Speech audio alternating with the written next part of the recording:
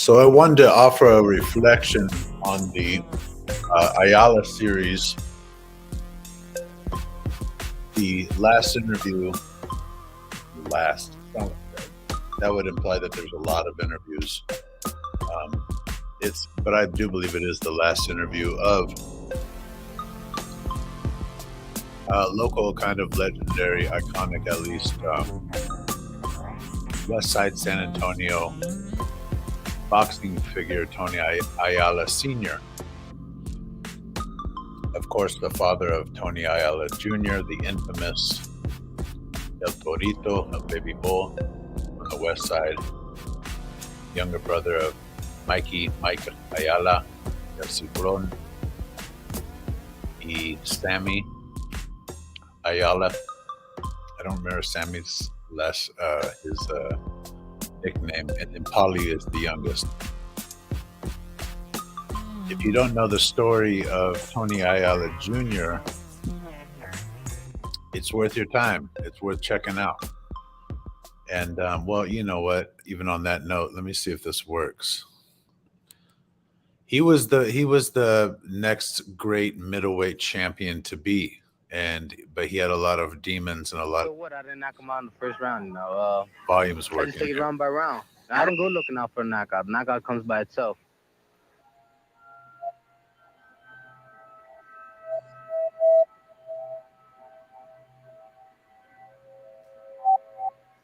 He's got all the attributes to be a champion. He knows what he wants. He knows what he knows how to move. I've never seen such professional talent come out of a youngster, 17, just turned 18, as the Tony Ayala.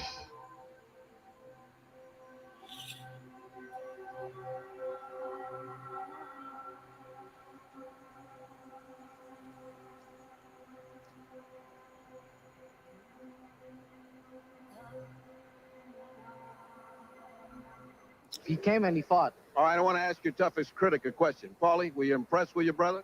Yes, I was very proud of my brother. So that's Paulie Ayala. That's the youngest Paulie, not to be confused with another pro boxer named Paulie Ayala, who I think is also from Texas.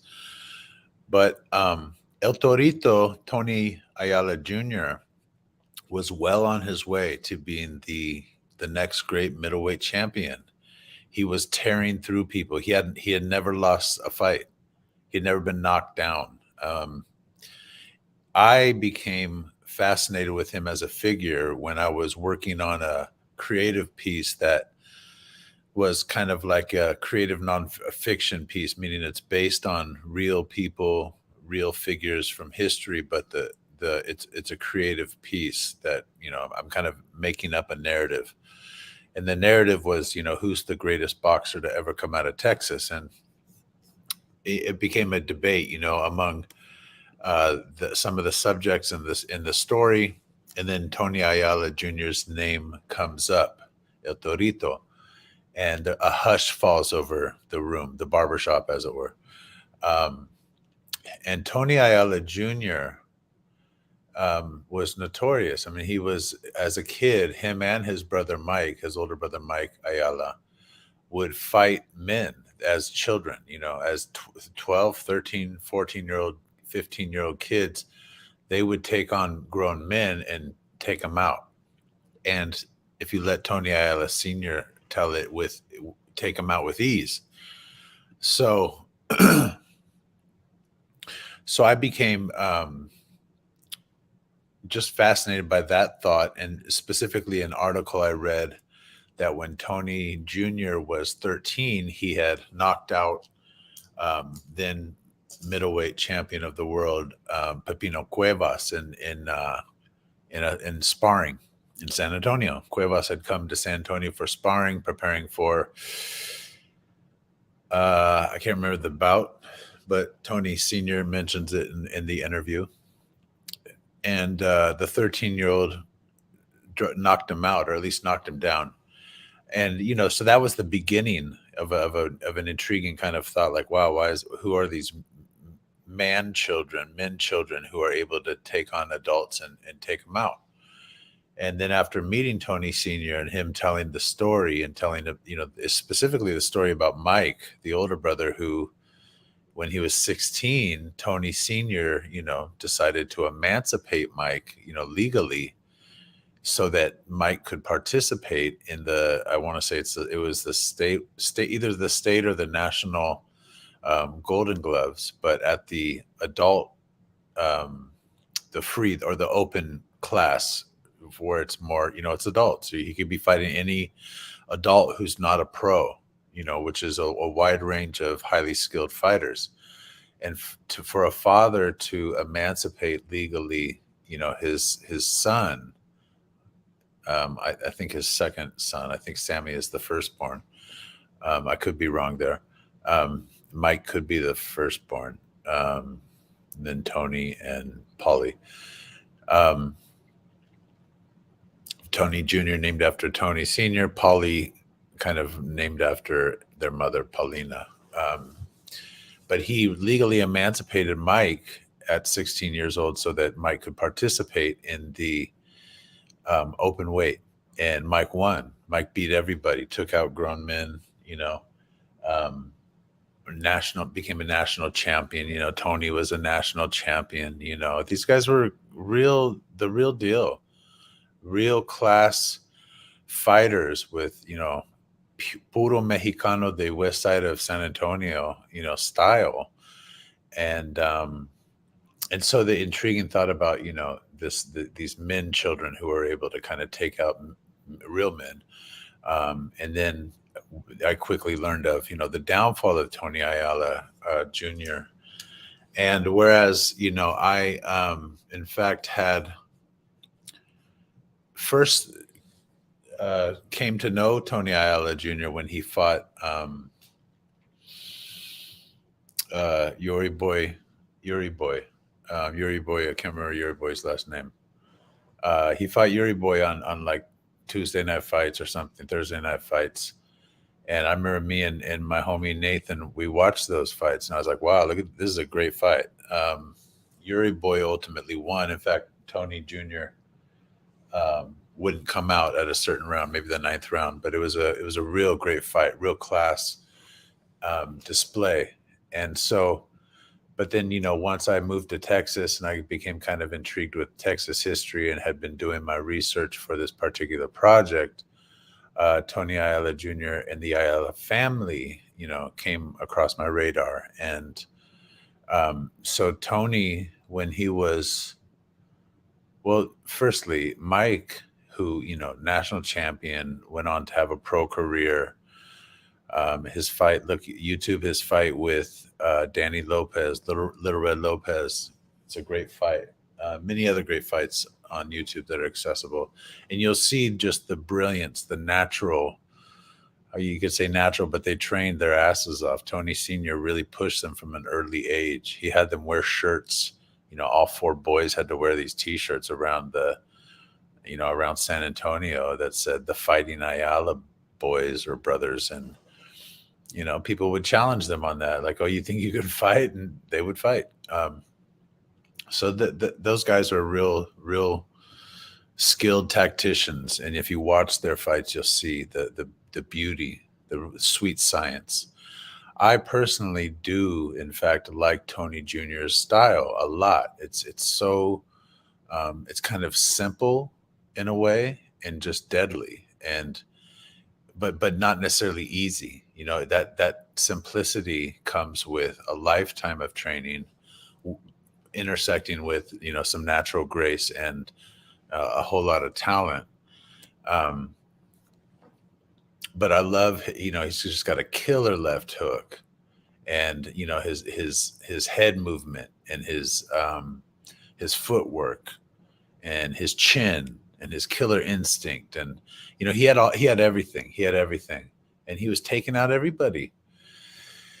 Lined up to fight Duran, or he was either lined up to fight Duran or Davey Moore. I can't remember exactly. And maybe that was why Davey Moore and Duran ended up fighting, was because Tony Ayala Jr.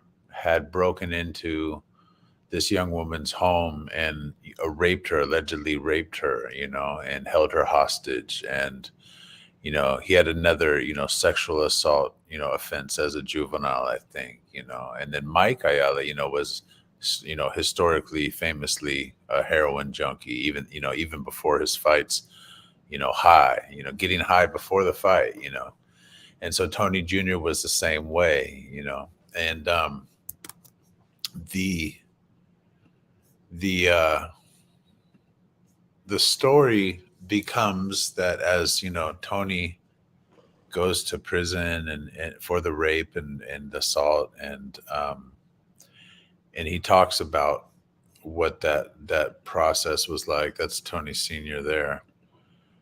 He claimed, and that's the mother, Paulina, with Tony Jr. These are all the boys. He talks about, being sexually assaulted himself as a boy.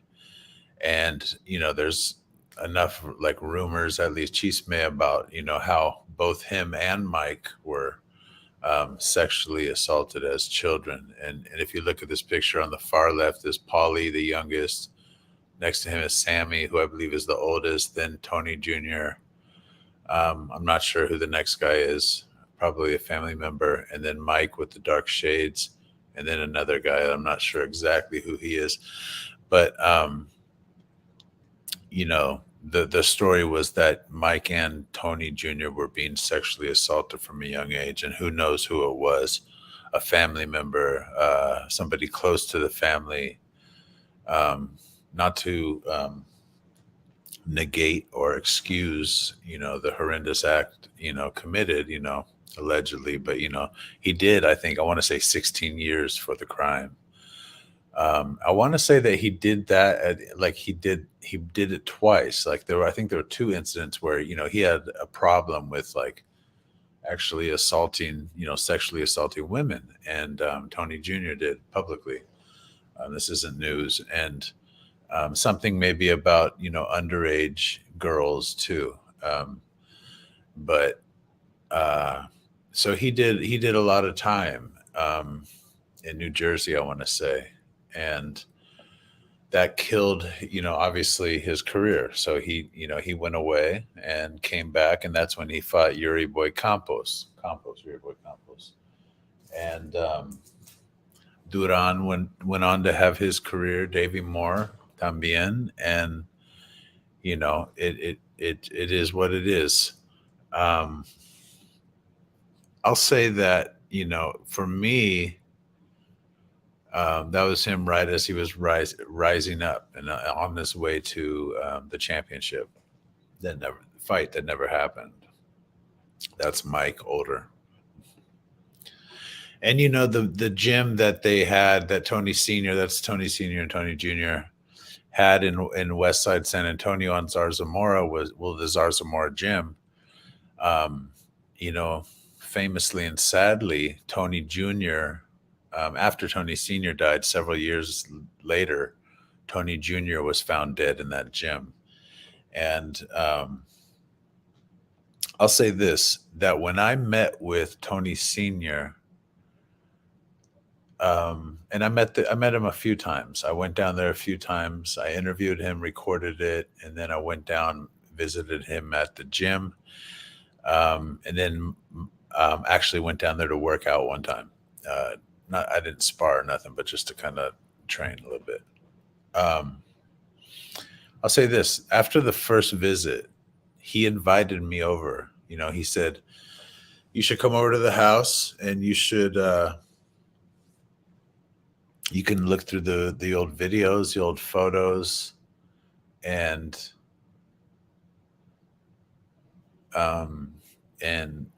maybe there's something in there that'll help your story, And so two things for me. One, that's very intriguing, and thought, wow, that's like source material. That's like directly from the source. And that would be really cool to be able to,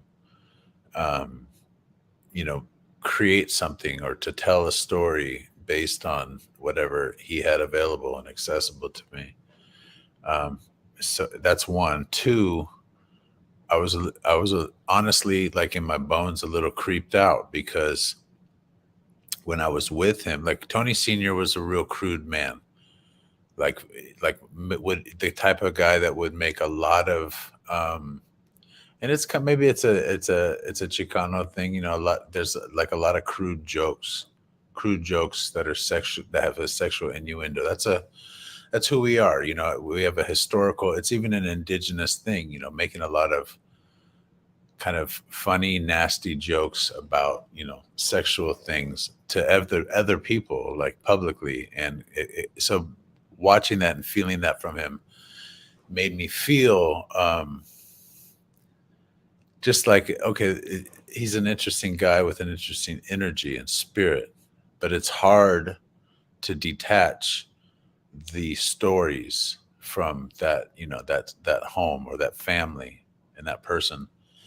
And so if there's stories of, you know, or if there's real stuff about, you know, sexual assaults, you know, and stuff, and um, you know, the heroin addictions and underage and stuff like that, you know, all of that stuff intersecting in a moment where you're with somebody who you don't really know and you're trying to read them, and feel their energy, you know.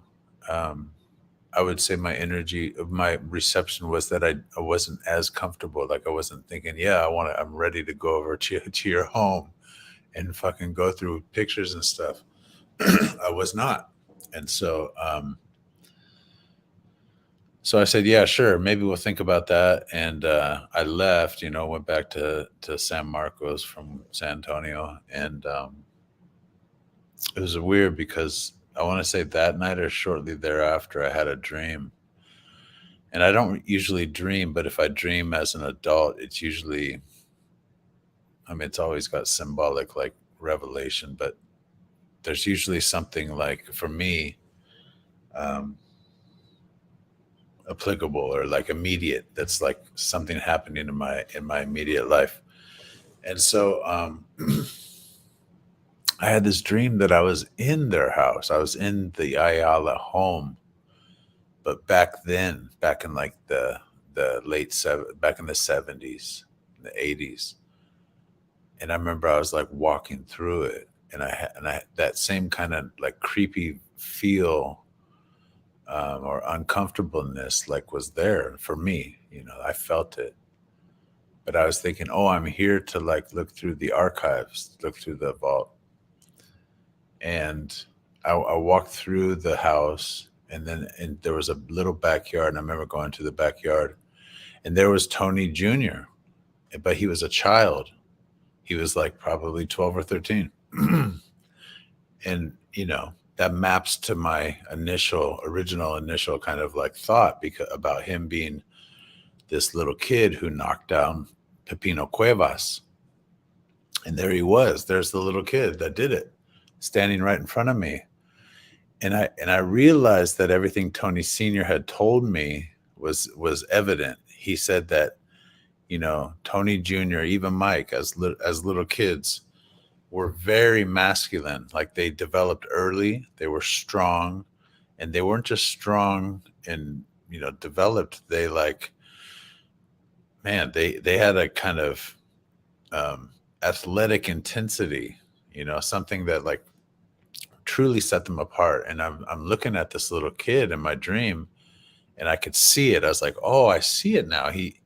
He's like, he looks kind of yoked, and he's like looks like intense and strong, and like there's this energy coming off of him that if you fuck with him, he's gonna really hurt you. And I remember I woke up from that dream, and I was sure that I would never go to their home and look through the archives, and you know, it tripped me out too much. I was like, oh no, there's no way I can. There's like some ghosts that I don't want to encounter. But again, like I said, later then, I did go and work out at their gym one time, and Paulie met with Paulie, the younger one, and Tony Sr. while he was still alive, and Paulina, the mother. And they're all just really cool people, you know. It's easy to like say, oh, well, you know, there were crimes committed allegedly, and this happened, that happened, and I had this weird dream, and so these people are weird, or you know, I should be afraid of them, you know. But you know, it's good to give people their space and to an opportunity to prove themselves as such, rather than just making up all types of assumptions. Um, but the dream was so weird, it tripped me out. And then I will say that, later on, there was I read a post somewhere online in a chat somewhere where somebody was claiming to be the nephew of Tony Ayala Jr. I'm not sure like whose kid they were claiming to be, but they were saying that Mike Ayala was the one that was like raping Tony from an early age. Tony says that he was being raped by a close family friend, So whatever. I mean, who knows? Who knows? And why should anybody know? But the point is that it's such an intriguing story, and the kind of the tragedy of it all, and the tragicness of what the Ayala family's kind of name and reputation is tainted with, because if you listen to my interview with Tony Sr., it's a rich story, and I was taken specifically by, there was somebody that he looked up to, Ramiro Gonzalez, who was murdered at La Villita, which is a dance club in San Antonio, La Villita. And Ramiro Gonzalez's father was a local like deputy or something named Güeros Polvos. And Güeros Polvos kind of lost his mind, and got like holed up in a tavern on the west side, and had a shootout with the cops. And that whole story is really intriguing, and that comes from Tony Sr. and his growing up, when he was growing up in San Antonio in the 30s and 40s or whatever. Yeah, I want to say 40s probably. I don't think he was around the 30s. But San Antonio was like the Wild West back then, and it's an intriguing history, and the Ayala family is a interesting chapter for at least the west side of San Antonio. So my main point is that I think it's a cool interview. It helped me. I was able to obviously complete my project, and then just learn more about San Antonio, about Tony Ayala Jr. and his story, Mike Ayala también.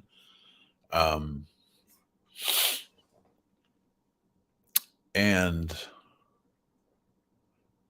San Antonio and Texas boxing, I mean, it's an interesting question.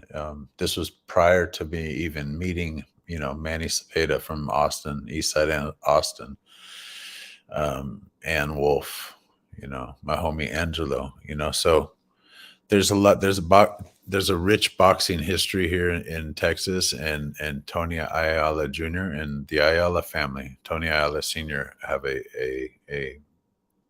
part in it all.